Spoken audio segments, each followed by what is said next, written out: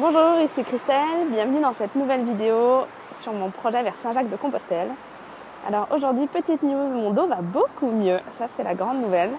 Je sors de chez le kiné fasciathérapeute qui m'a bien aidée, même si j'avais déjà bien pris soin de moi depuis quelques jours, ce qui avait très largement fait améliorer la situation. Du coup, la conclusion, c'est que je vais partir, si tout va bien et qu'il n'y a pas de changement. Et par contre, je vais décaler un petit peu ma date de départ. Et du coup, ça c'est la réflexion que je voulais partager aujourd'hui avec vous. Depuis 2-3 jours, je me suis dit, bon, déjà mon corps m'envoie un message, ça c'est assez clair et net. Le fait que ça s'améliore vite, pour moi, est juste un signal que c'était une alerte et pas un blocage complet.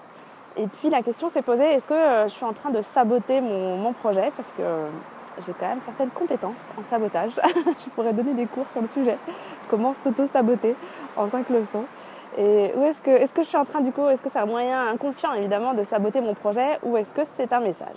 Et je me suis rendu compte que la meilleure façon pour trouver la réponse à cette question, ça a été d'écouter mes émotions et mon ressenti. C'est-à-dire que quand je suis en sabotage, eh ben, je me sens mal au niveau du plexus, au niveau du ventre, au niveau de la respiration. Je sens que je suis un petit peu oppressée.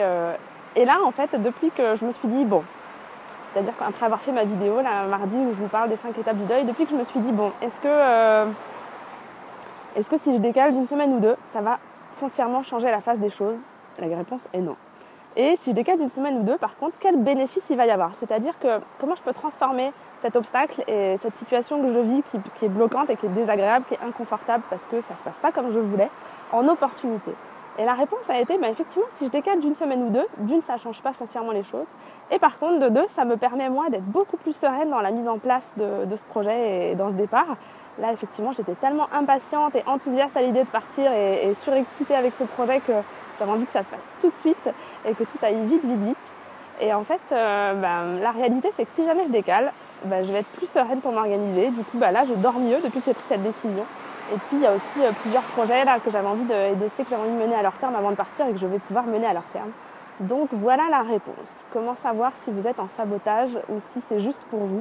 Je pense que votre ressenti vous donne la réponse. Et encore une fois, l'essentiel est d'aller écouter son corps. Et c'est vraiment mon objectif prioritaire en faisant ce projet et ce chemin vers Saint-Jacques, c'est d'être à l'écoute de mon corps. Et ça commence maintenant. Merci d'avoir regardé cette vidéo. À bientôt. Au revoir.